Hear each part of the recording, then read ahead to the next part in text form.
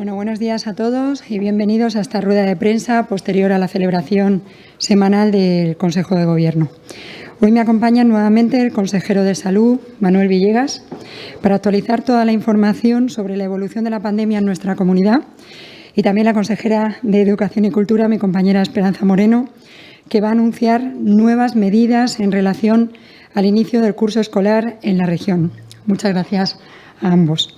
En primer lugar, quiero transmitir el pésame del Gobierno regional a los familiares de las personas que han fallecido en los últimos días por COVID en nuestra región, así como también mandar un mensaje de ánimo a los enfermos, especialmente a los hospitalizados, con nuestro deseo de una pronta y completa recuperación. La máxima prioridad del Ejecutivo regional en este momento, como hace más de 6 meses, es la contención de la pandemia en nuestra región, para lo que estamos desplegando todos los recursos y medidas a nuestro alcance en función de la evolución de los indicadores epidemiológicos. La situación actual supone un enorme desafío. Más de 5.000 personas se encuentran en aislamiento en nuestra región y más de medio centenar de enfermos por COVID están ingresados en las UCIs de nuestros hospitales. Entre los retos inmediatos tenemos la responsabilidad de garantizar una vuelta a las aulas en las máximas condiciones de seguridad y salud, tanto para las familias como para los docentes. En este contexto, tras la reunión de hoy del Comité de Seguimiento del COVID y el posterior análisis de la situación en Consejo de Gobierno, se ha decidido la activación de nuevas medidas en diferentes ámbitos para la contención del número de contagios, de las que enseguida el consejero les va a dar todos los detalles. Para poder superar todos juntos esta crisis sanitaria, económica y social tan delicada, es trascendental la coordinación entre todas las administraciones y la máxima lealtad entre los partidos políticos. En una lucha frente a la COVID no puede haber espacio para el tacticismo y los intereses partidistas. El mayor reto sigue siendo el sanitario. Garantizar la salud y la vida son y deben seguir siendo la máxima prioridad de todos. Nos estamos jugando mucho. Antes de ceder la palabra a mis compañeros, voy a informarles muy brevemente sobre algunos de los principales asuntos que hemos aprobado hoy en el Consejo de Gobierno. Bueno, pues en primer lugar, a propuesta de la Consejería de Política Social, se ha aprobado un decreto que regula la concesión de ayudas económicas por un importe total de hasta 1 millón de euros destinadas a familias numerosas especiales, a familias monoparentales y a situaciones de partos múltiples. Estas ayudas pueden alcanzar hasta 4.000 euros por unidad familiar y están destinadas, entre otros, a gastos de alimentación, comedores, ropa y calzado, farmacia y parafarmacia, productos higiénicos sanitarios, accesorios de puericultura, gastos derivados de la asistencia a centros de atención a la infancia, actividades extraescolares o extensión de horario para la conciliación de la vida familiar y laboral, así como también gastos para la contratación de personal para la atención domiciliaria de personas dependientes. Los requisitos específicos de los distintos tipos de familias beneficiarias se encuentran detalladas en la documentación que les facilitamos al término de la rueda de prensa. También, por otra parte, el Consejo de Gobierno ha ratificado el acuerdo por el que se prorroga hasta el 31 de enero del 2021 la vigencia de la posibilidad del teletrabajo para los empleados públicos de la Administración regional, con los mismos criterios que regían hasta la fecha. Actualmente, más de 1.200 empleados públicos de la comunidad están desarrollando su actividad bajo esta modalidad. El acuerdo fue adoptado la semana pasada en el marco de la Mesa Sectorial de Administración y Servicios. Esta prórroga permite facilitar la conciliación de los empleados públicos y proteger a los colectivos vulnerables al tiempo que se garantiza la prestación de los servicios públicos de la Administración regional. La orden que regula el teletrabajo establece la posibilidad de que los empleados públicos de la Administración regional con menores de 14 años o con personas dependientes a su cargo puedan realizar entre el 20 y el 80% de su jornada desde sus domicilios. Por su parte, las personas pertenecientes a colectivos vulnerables y a quienes el Servicio de Prevención de Riesgos Laborales de la Comunidad haya recomendado no acudir presencialmente a sus puestos de trabajo, podrán realizar en la modalidad de teletrabajo el 100% de su jornada.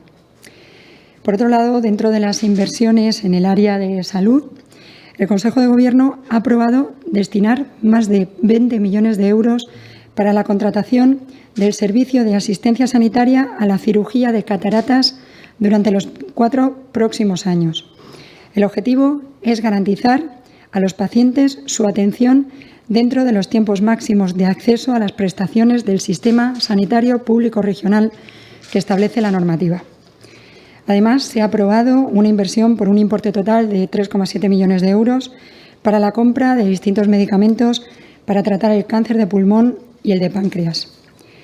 Asimismo, también dentro de las actuaciones para atender a los colectivos con necesidades especiales, el Ejecutivo Regional ha aprobado 2 subvenciones por un importe total de más de 105.000 euros destinadas al mantenimiento del Centro de Atención Temprana a Personas con Discapacidad de la Asociación Prometeo, en Torre Pacheco, y a los 3 centros de la Asociación para el Trastorno de Espectro Autista, 2 de ellos ubicados en Murcia y 1 en Cartagena. Por último, les informo de que el Consejo de Gobierno ha acordado interponer un recurso contencioso administrativo contra los acuerdos adoptados en la reunión de la Junta de Gobierno de la Confederación Hidrográfica del Segura del pasado 16 de julio en relación a la declaración de riesgo químico de la masa de agua subterránea del campo de Cartagena. El recurso se basa en la aportación fuera de plazo de documentación que se considera esencial para formar adecuadamente la voluntad de los miembros de la Junta de Gobierno de la CHS, considerando este hecho como vulneración de un trámite esencial y, consecuentemente, como causante de la nulidad de pleno derecho de la votación que se produjo. Y bueno, ya sin más, cedo la palabra al consejero de Salud, a Manuel Villegas, que les va a informar de la evolución de la pandemia en nuestra región y de las nuevas medidas a aplicar para contener el número de contagios. Muchas gracias, consejera. Buenos días a todos. Como saben, la evolución de las cifras de casos positivos detectados durante la semana pasada de lo que llevamos de esta sigue siendo preocupante. Hoy el mensaje del Gobierno regional es de agradecimiento para todas aquellas personas que vuelven a dar una lección ejemplar de corresponsabilidad y disciplina social. Un agradecimiento para los miles y miles de personas anónimas que respetan las normas de seguridad establecidas y que asumen que esto es cosa de todos. Un agradecimiento para los miles de profesionales sanitarios que, lejos de caer en el desánimo, cada día dan una pequeña muestra de su enorme talla profesional y personal afrontando de cara la creciente demanda asistencial provocada por la COVID-19. En la reunión del Comité de Seguimiento de COVID, celebrada esta mañana, se ha evaluado la situación epidemiológica de la región, centrándonos en aquellos municipios cuya tasa de incidencia acumulada por cada 100.000 habitantes es superior a la media regional. Es mejor el confinamiento o aislamiento de una persona o una familia que el de una ciudad o toda una región. El confinamiento pone de manifiesto la ineficacia de las medidas adoptadas con anterioridad y la necesidad de romper la cadena de contagio iniciada en dicho territorio. En este sentido, y como medidas de carácter de ámbito territorial, el Comité ha acordado lo siguiente. Para la ciudad de Jumilla, que cuenta con una tasa de incidencia acumulada de 710, la más alta de la región, se ha acordado que pase a fase 1 flexibilizada, como ya ocurrió en Totana, con restricción de la movilidad y el resto de medidas restrictivas aplicables a esta fase. En la ciudad de Lorca, si bien es cierto que sigue estabilizando la situación epidemiológica en los últimos días, seguimos actuando in situ con seguimiento estrecho de los casos y análisis de la evolución. Para el municipio de Totana conseguimos aplanar la curva cuando se acordó su pase a la fase 1, pero la evolución de la situación epidemiológica es algo preocupante. Actuaremos in situ, coordinando la actuación con los servicios municipales, como lo estamos haciendo, con Trabajo Social y la Policía Local, evaluando de forma singular el devenir de la situación en los próximos días. En relación a la medida acordada para Archibel, en Caravaca, de su pase a la fase 1 flexibilizada, aunque la situación indudablemente ha mejorado, por prudencia creemos que debemos prorrogar una semana más para controlar y poder cerrar el brote detectado. Con carácter general a la población de todos estos municipios y de la región, desde el Gobierno regional reiteramos el llamamiento de la sociedad para que evite situaciones de riesgo, sobre todo en las personas mayores de 65 años, que limiten sus salidas de su domicilio a casos de necesidad o urgencia y que pasen o hagan actividad saludable por zonas no concurridas.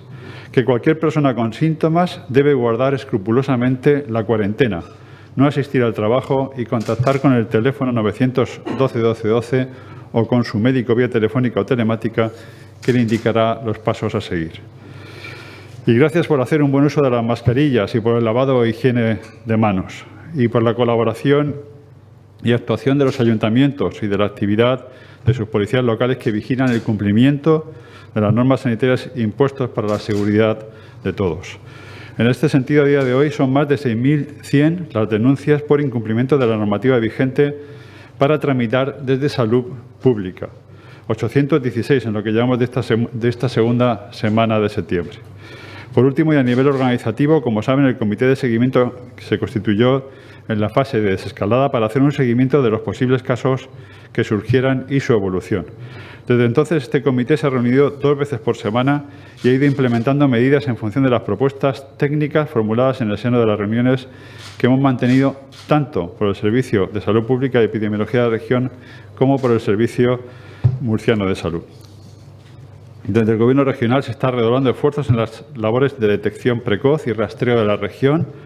Tras los 10 rastreadores que se incorporaron el lunes pasado al Servicio de Epidemiología de las Fuerzas Armadas, hoy se incorporan 30 más contratados por el Gobierno regional, por lo que ya disponemos de 295 rastreadores propios. Además, esta misma mañana se ha tenido una reunión con los representantes de la Unidad Militar de Emergencias de cara a iniciar las labores de rastreo de casos COVID en la región de Murcia con una dotación de 30 militares que colaborarán en dicho rastreo con el Servicio de Epidemiología desde su sede en Bétera, en Valencia. Una vez finalizada su participación inicial, les sustituirán 60 miembros del Ejército de Aire y de la Armada que desempeñarán el trabajo desde San Javier y Cartagena respectivamente, en 2 grupos de 30 de forma permanente. La situación actual, según la información que proporciona el Servicio de Epidemiología de la Consejería de Salud, hasta ayer a las 23:59 horas, era la siguiente. El número de afectados total desde el inicio del brote superaba ya las 12.040 personas. El número de casos activos hoy a las 0 horas era de 5.452 personas. 337 se encuentran ingresadas en centros hospitalarios, 56 de las cuales están en cuidados intensivos. Y el resto, 5.515, permanecen en aislamiento domiciliario.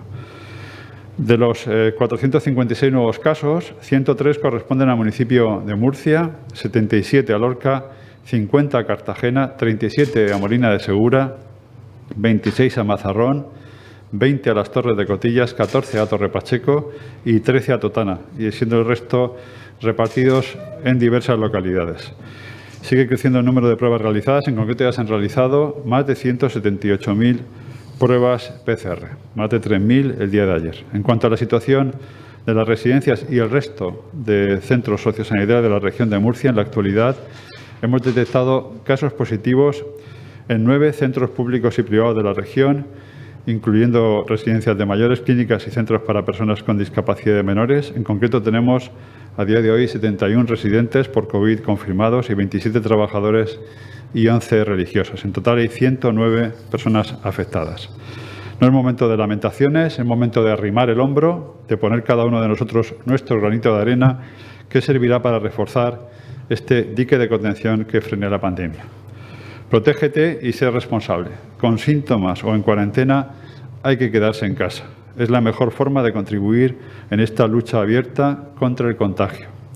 Todo va a salir bien, Murcia va a salir de esta. Hemos resistido la primera oleada y resistiremos, por supuesto, esta segunda, pero necesitamos la colaboración de todos. Muchas gracias, consejera. Muchísimas gracias. Y ahora voy a ceder el turno de palabra a la consejera de Educación y Cultura, quien les va a trasladar la situación en la región de Murcia ante el inminente inicio del curso escolar. Compañera, cuando quieras. Muchas gracias, consejera. Buenos días. Esta mañana comparezco para darle cuenta de las nuevas acciones que en el Consejo de Gobierno se ha adoptado con vistas al inicio del curso en la Comunidad Autónoma de la región de Murcia. Se trata en concreto de acciones en el ámbito del transporte escolar, de rastreadores específicos para educación, de atención a alumnos en situación más desventajosa y la suspensión de la actividad lectiva presencial en caso de brotes en centros. Este próximo curso dispondremos de 388 rutas de transporte escolar, de las que harán uso más de 18.000 alumnos. La principal novedad en este apartado viene dada por el desdoble de todas aquellas rutas donde el número de usuarios lo haga conveniente para asegurar el distanciamiento y del resto de medidas de seguridad. Estas rutas pasarán a prestarse mediante 2 vehículos. Se doblarán cerca de 267 rutas de transporte, lo que supone un 65% en total. Esta decisión viene supeditada por la orden en la que obliga a reducir el transporte público al 50%, por lo que este incremento se mantendrá mientras que las autoridades sanitarias así lo estimen. Por otro lado, una de las cuestiones que son prioritarias para este Gobierno y, por supuesto, en el ámbito educativo es la llamada brecha digital. Para ello, el Gobierno regional no va a escatimar recursos para aquellos alumnos que puedan sufrir algún tipo de menoscabo en la educación por no disponer de los medios tecnológicos. Hemos procedido a la compra ya inmediata de 5.400 dispositivos informáticos portátiles para distribuir entre aquellos alumnos de los que sus tutores hayan informado que no disponían de estas herramientas. Se trata sobre todo para los alumnos de secundaria, bachillerato y formación profesional. Este trabajo se hizo a lo largo del mes de junio debido al trabajo que se hizo durante el confinamiento para esa detección. Y de este modo también aseguramos que se trabaja con calidad también en el escenario de semipresencialidad que se ha planteado para la secundaria, bachillerato y formación profesional. Además, esta medida viene acompañada de la adquisición de 3.000 monitores con webcam para que los maestros y profesores puedan impartir las clases online de forma voluntaria. Otra medida del Gobierno regional en el ámbito educativo es la presente situación que viene dada por la creación de equipos de rastreadores específicos para los centros educativos. Este equipo estará integrado por profesionales del Servicio de Prevención de Riesgos Laborales de la Comunidad que se encuentran ya en proceso de formación. Finalmente, tendremos 8 recursos, 8 personas que además ampliarán su jornada para poder atender en cualquier momento cualquier situación que se dé en el centro educativo. Ellos están trabajando en estrecha colaboración con la Dirección General de Salud Pública, que además son ellos los que están coordinando toda la parte de formación. Asimismo, y tras el Comité de Seguimiento COVID, también hemos determinado que las áreas geográficas de Jumilla y Archibel llevarán a cabo su actividad lectiva de manera telemática. Los alumnos no acudirán al centro durante este tiempo, a esta nueva valoración, y los docentes sí podrán asistir al centro educativo, dado que se permite la movilidad por razones de trabajo. Es importante informarles también de que los test serológicos para los docentes se van a realizar dentro de los centros educativos. Sabemos que esto también es una forma de agilizar el trabajo, de evitar situaciones de aglomeración, y ellos tendrán la oportunidad de tener ese test, de poder hacérselo en el centro de trabajo. También es importante decirles e informarles de que ayer se finalizó un acto de adjudicación masivo en la región para que todo esté preparado de cara al inicio de curso que comienza ya este lunes 14. De hecho, a día de hoy ya están incorporados todos los docentes, tanto docentes como las sustituciones que hemos tenido que hacer debido a motivos de salud, para que todo, como les decía, esté preparado de cara al próximo lunes 14. Muchísimas gracias. Ya sin más, estamos a vuestra disposición para cualquier pregunta, o aquí presencialmente o telemáticamente, que nos queráis hacer. Buenos días. Vamos a pasar en primer lugar a las preguntas de los profesionales de los medios de comunicación que se encuentran aquí en esta rueda de prensa. Bueno, quería preguntarle a la consejera de Educación, Esperanza Moreno, por ese inicio telemático de las clases en la pedanía de Archivel, también en Jumilla. Dice que de momento no hay plazo establecido para, para mantener esta situación más allá de la próxima semana. ¿Cuándo se va a decidir? ¿Se hará en colaboración con Salud? ¿Nos podría dar detalles sobre este asunto? También le quería preguntar por otra cosa. Es esos 73 millones de euros del Fondo COVID que ha recibido la región de Murcia. El principal partido de la oposición, el Partido Socialista, ha reiterado en los últimos días la solicitud, una solicitud que también han hecho otros colectivos vinculados a la educación, de contratar hasta 1.600 docentes. Ustedes van a contratar 800. ¿A qué obedece que no se contrate más profesores, más allá de esos 800? ¿Es por motivos presupuestarios o intervienen otro tipo de factores? Gracias.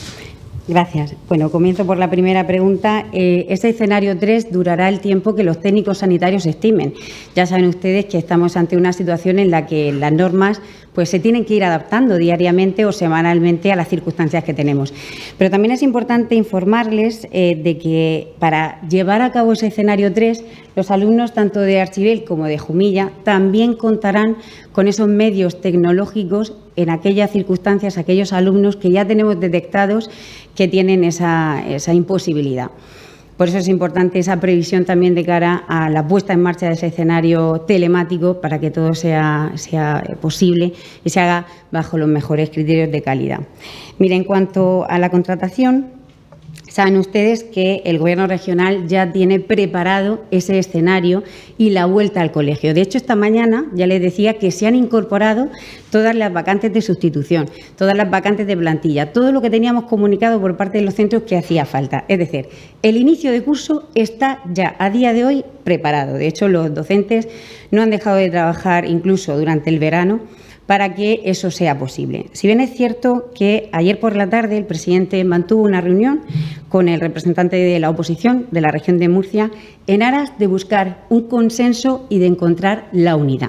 Pues bien, tras esa reunión, el presidente pues me convocó a una reunión posterior donde pues me dijo que efectivamente intentásemos trabajar por esa situación de unidad, porque además les voy a decir algo. Es muy importante que en este momento tan delicado y tan trascendental para el ámbito educativo de la región de Murcia, todos demos esa sensación de seguridad, porque además es real.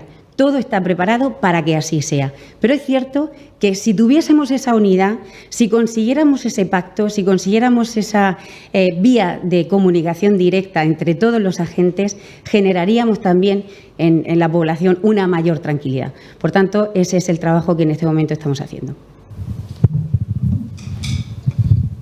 Buenas, soy David Gómez, del diario La Verdad. Primera pregunta para la consejera de Educación. Ante la posibilidad de que más municipios pasen próximamente a la fase 1, se produzca un retroceso, si también se va a adoptar la misma medida de mandar a los alumnos a casa, de que den clases en casa. Y segundo, para el consejero de Salud, que explicara qué consiste la actuación in situ que se va a llevar a cabo en Totana y en Lorca. Sí, pues le contesto yo primero. Le puedo informar de que esta decisión está siempre supeditada a criterios técnicos. No podemos adquirir de momento pues un criterio fijo sin ver exactamente cuáles son las características de cada municipio, porque varían mucho, sobre todo el comportamiento, la situación epidemiológica, si está muy disperso ese contagio. Por tanto, pues en este caso será siempre bajo criterios sanitarios y técnicos como vayamos decidiendo. Pero sí es importante informarles de que se hará siempre con la mayor premura. De hecho, hoy ya están en este momento desde la Consejería de Educación informando a los directores tanto de Jumilla como de Archivel de la situación en la que nos encontramos. Desde que empezó sobre todo el brote que hubo en Mazarrón fue el que nos puso un poco en alerta, porque había un brote ahí en principio complejo, porque afectaba a un sector de la población en un núcleo muy, que tiene unas condiciones socioeconómicas muy especiales. y fuimos a Mazarrón in situ a ver cuál era el problema, trabajar junto con el Ayuntamiento, trabajadores sociales del Ayuntamiento, policía, a ver cómo podíamos abordar este tema, y el resultado, pues ya lo saben, se solucionó sin gran problema un brote que en principio podía haber dado problemas en Mazarrón, ¿no? Se empezó a trabajar en Totana, se ha trabajado en Lorca, se está trabajando en Jumilla. Cualquier municipio que tiene un problema puntual se están desplazando nuestros técnicos al ayuntamiento en concreto para analizar exactamente dónde está el problema, qué cosas puede aportar uno y otro, y la verdad es que la respuesta está siendo, yo creo que muy satisfactoria, ¿no? Porque yo creo que sobre el terreno es sobre cuando uno puede empezar a conocer qué es lo que está pasando en realidad, dónde puede estar el problema, ¿no? Es verdad que en todo el Valle del Guadalentín es un problema de carácter de contagios sociolaborales, afectan la parte social, pero tienen una implicación laboral y hay que trabajar con las empresas. Ayer mismo hubo una reunión del director general de Salud Pública con todas las empresas del sector y tenemos que hacer un plan específico para trabajar con las empresas de ese ramo, ¿no? Entonces yo creo que, en definitiva, no se puede, este es un tema que no se puede abordar de los despachos, hay que ir a las zonas, hay que conocer cuál es la problemática que hay en cada municipio, porque cada municipio requiere una actuación distinta y muy pormenorizada, ¿no? De eso se trata. Hola, Marisol Torrente, de 7 Televisión. Una pregunta al consejero de Salud. Sabemos que la situación en la UCI, la previsión es que se complique. Para cuando llegue ese momento y pueda haber saturación, ¿qué plan B se tiene? Bueno, ya en la primera oleada pandémica teníamos la previsión en principio de poder hasta triplicar esa capacidad de las UCIs, eso está ahí. Es verdad que no es deseable porque ocupamos zonas de reanimación, ocupamos zonas incluso de quirófanos o zonas incluso de consultas externas que se habilitaron con entrada de gases y con respiradores para, si llegado el momento, se necesitaran, pero no son las circunstancias idóneas, ¿no? El plan de contingencia está preparado, es un plan evidentemente escalonado, según se vayan necesitando se irán abriendo zonas y se irán cerrando otras y como digo, lo ideal es no llegar a ocupar más del 100% de ocupación porque eso implica generar disturbio desde el punto de vista asistencial. Capacidad hay porque sabemos que el cuello de botella de esta pandemia afecta al final acaba afectando a intensivos porque son pacientes que requieren ventilación y requieren unos cuidados especiales y ahí es donde tenemos que poner todo nuestro empeño en que eso no se produzca, ¿no? Pero estamos preparados para asumir el peor de los escenarios, ¿no? Que esperamos que no se produzcan. Consejero, ¿a partir de qué nivel de ocupación de las camas de unidades de cuidados intensivos se activaría pues ese plan de contingencia que permite hasta triplicar? No, el plan se está activando. De hecho, en la zona de Lorca, por ejemplo, la UCI está ocupada entera y ya han ocupado parte de reanimación. No quiere decir que cuando se ocupen todas las camas de UCI abremos un escalón, no, es que el área de Lorca, que ahora mismo es la más afectada, ya ocupó zonas de reanimación, ya las tiene ocupadas hace ya algunas semanas y ya está mandando pacientes del área de Lorca en ocasiones a otros hospitales que están menos saturados. En definitiva, esto es un tema de escalonamiento y cada hospital es el que va adecuando sus necesidades, pero no es un tema de que cuando se sature el 100% entonces vamos a poner en marcha el segundo escalón, sino que cada área va digamos, adaptándose a la situación, ¿no? Y también teniendo en cuenta que estamos todos relacionados y que, por supuesto, que en el momento que haya un área que necesite, todo el servicio de Murcia no responderá en bloque, ¿no? Y, consejera, le quería preguntar por los detalles de esa solicitud que le hacía el presidente del Ejecutivo Autonómico de avanzar en una línea que permitiera en la gestión educativa pues acercarse un poco para tratar de alcanzar una postura más consensuada con el Partido Socialista. ¿En qué podría llegar a concretarse? ¿En la contratación de más docentes adicionales a los que ustedes ya han contratado o van a contratar? Del fondo COVID, creo que la contratación de esos 800 docentes, decía el titular de Hacienda, va a costar en torno a unos 10 millones de euros. Si se contrataran el doble, 1.600, la partida presupuestaria entiendo que eso sería de unos 20 millones. ¿Es asumible? Mire, como le decía, en este momento lo que estamos haciendo es abordar ese sendero de unidad y ese pacto. Yo creo que se está haciendo ahora mismo un buen trabajo. Es importantísimo ver la foto que encontrábamos esta mañana en los medios, las declaraciones que encontrábamos de que por fin, por lo menos, había esa prestación o esa intención de encontrar en algo tan importante como la educación, en un sector tan básico para la sociedad como es la educación, pues una intención por lo menos de consenso. Por tanto, yo le puedo decir que en este momento estamos viendo muchas posibilidades. ¿La contratación de más ¿Sería una de ellas? Podría ser. Estamos viendo más opciones. Vale, gracias, compañeros. Vamos a pasar ahora a las preguntas que nos han hecho llegar el resto de medios por otras vías. La primera pregunta para la consejera de Educación de Europa Press. Preguntan cuántos casos de positivos se han registrado ya entre los profesorado y equipos directivos. ¿Cuántos centros contabilizan positivos en sus plantillas? Además, esos positivos van a suponer retrasos en el inicio del curso. Mire, nosotros ya hemos tenido en algún colegio, en algún centro educativo de la región de Murcia algún positivo, pero en ninguno de estos casos va a suponer la interrupción de las clases el próximo lunes. Se ha hecho de una forma muy rápida, se ha detectado desde el principio ese positivo y esos contactos estrechos ya se han aislado y, por tanto, se han tomado las decisiones, pues en el caso, por ejemplo, de las sustituciones que han hecho falta, para que el lunes 14 podamos arrancar en la región con normalidad. No han sido muchos casos positivos, en absoluto. Pregunta también para la consejera de Educación de Murcia Plaza. Les preguntan que muchas familias deben recurrir a distintos centros de conciliación para llevar a sus hijos el día que no van al colegio. ¿Le preocupa a Educación esta situación, ya que aumentará los contagios y los posibles contagios puedan afectar también a grupos de varios centros? ¿Tienen alguna propuesta alternativa? Mire, nosotros hemos diseñado ese escenario 2 siempre con el beneplácito de las autoridades sanitarias, porque siempre nos basamos en el criterio de bajar la densidad, de bajar el aforo de los centros educativos, exactamente igual que hacemos en el resto de instituciones o edificios o lugares que visitamos. Mientras que se cumplan las condiciones higiénico-sanitarias en los espacios que se utilicen, pues no debe haber ningún problema. Lo que es importante es que exista un protocolo como existe en las aulas: distanciamiento de seguridad, uso de la mascarilla, higiene de manos, todas las cuestiones que nosotros ya hemos abordado en los protocolos. De hecho, pues a día de hoy existen actividades extraescolares, existen otras actividades aparte de los centros educativos que también están en marcha. Es decir, lo que vamos a intentar es que podamos volver al aula, que es lo más importante, y mantener la actividad lectiva, porque es absolutamente necesaria para todos en este momento. Pregunta también para la consejera de Educación de la Agencia EFE. ¿Cuántos profesores se han incorporado en el acto de adjudicación masivo hecho hoy? ¿Y qué solución se propone a los padres de alumnos de Archibel y de Jumilla?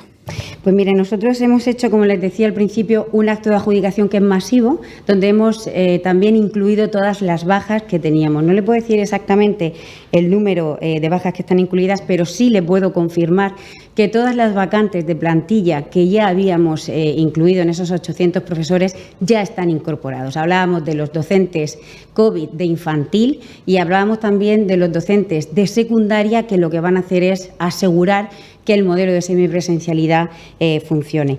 En cuanto a Archibel y Jumilla, como le decía anteriormente, para nosotros lo que es importante es que no se interrumpa la actividad lectiva, sea presencial o sea no presencial.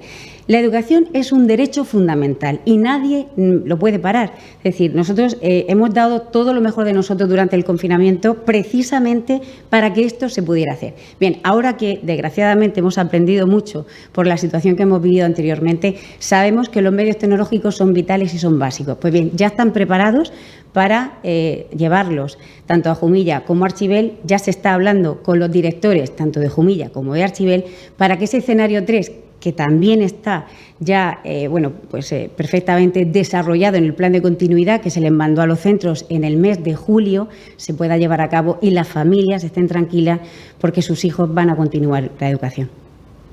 Tenemos otra pregunta también para la consejera de Educación del diario El País. Quieren saber su valoración sobre la huelga que han convocado los sindicatos docentes para el próximo 23 de septiembre y si se plantea la semipresencialidad para los cursos más bajos. También dicen que les han trasladado quejas a algunos colegios públicos que refieren que habían habilitado espacios para desdoblar aulas y que los desdobles les han sido denegados por la consejería. Mire, en cuanto a la huelga, yo desde luego vuelvo a lo que les he comentado al principio. En este momento más que nunca apelo a la unidad, que decía también nuestro presidente, Fernando López Miras, en algo tan importante como la educación. Están en su derecho, no cabe duda, pero desde luego nosotros vamos a intentar que no sea así.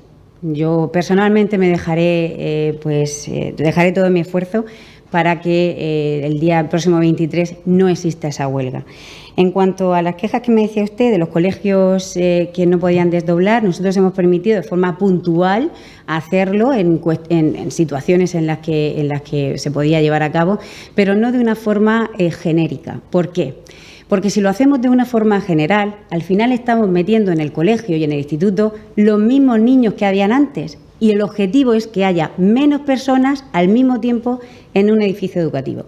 Porque no es solamente el aula, son los aseos, son los pasillos, son las zonas comunes, son incluso todos los espacios que utilizan los alumnos. Por eso lo que estamos intentando con este escenario es precisamente esa reducción. Es un escenario flexible, un escenario que depende de la situación epidemiológica que nos encontremos y que, bueno, pues vamos a intentar, si todo va bien, revertir la situación y volver cuanto antes a la normalidad. Pregunta para el consejero de Salud del diario La Opinión. ¿Cuántas denuncias se han puesto por no cumplir la cuarentena? ¿En qué zonas hay más problemas de seguimiento y de aislamiento? Bueno, ahora mismo el detalle de cuántas son por cuarentena y cuántas son por mascarilla no se lo podría dar, pero bueno, sí es verdad que hay muchos incumplimientos por cuarentena y por aislamiento y sobre todo en las zonas en las que ahora mismo hay más afectados, lógicamente. O sea, yo creo que son las zonas ahora mismo pues de Lorca, de Murcia, son los municipios que tienen más afectados y por lo tanto hay más incumplimientos de esta cuarentena. La tasa no se la podría decir ahora mismo. Pregunta también para el consejero de Salud del diario El País. Quieren saber si el pase a la fase 1 de Jumilla supone limitaciones en las entradas y salidas, un confinamiento perimetral. Efectivamente, sí, se trata fundamentalmente de bueno, que la gente puede salir evidentemente por razones de trabajo, pero que la gente en principio no puede salir por otras razones que no sean trabajo por necesidades imperiosas, ¿no? Intentar confinar el municipio, proteger el municipio y proteger el resto de municipios de la incidencia que tiene ese mismo municipio, ¿no? Es limitar fundamentalmente la movilidad. Pregunta también para el consejero de Salud del diario La Opinión. Quieren saber cuáles son las medidas específicas para el municipio de Jumilla. Pues ya le digo, hay muchas de las restricciones que se habían en la fase 1 que ya las tenemos desgraciadamente para toda la región, con lo cual lo digo porque, por ejemplo, saben que ahora mismo grupos, en principio, de más de 6 personas no se deben de hacer en toda la región, cuando en la fase 1 eran de 10 personas, con lo cual somos más restrictivos incluso que en la fase 1, ¿no?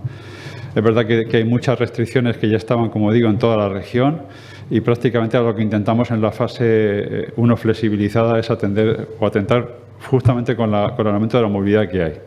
Quitar la movilidad porque pensamos que puede ser un foco ahora mismo importante y por el efecto que tuvo también en Totana, porque entendemos en que en Totana la curva prácticamente descendió bruscamente cuando limitamos la movilidad y buscamos ese efecto en Jumilla, ¿no?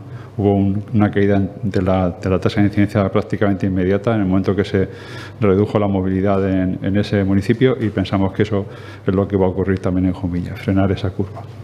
Mi última cuestión es para la consejera de Educación. Señora Moreno, había cierta controversia sobre aquellos centros educativos, la conveniencia o no de aquellos centros educativos que mantienen la jornada partida. ¿Hay alguna novedad sobre esto? ¿Se va a decidir algo para estos centros? Sí, lo que establece Salud, es esas recomendaciones de extremar el cuidado en los desplazamientos, en las aglomeraciones, en las entradas, en las salidas. Por tanto, nosotros lo que vamos a hacer es darles la opción a aquel centro educativo que así lo solicite de que haga ese cambio de jornada. Bueno, pues todas estas han sido las preguntas propuestas para el día de hoy. Gracias a todos. Muy bien, muchísimas gracias. Nos vemos la próxima semana. Muchísimas gracias.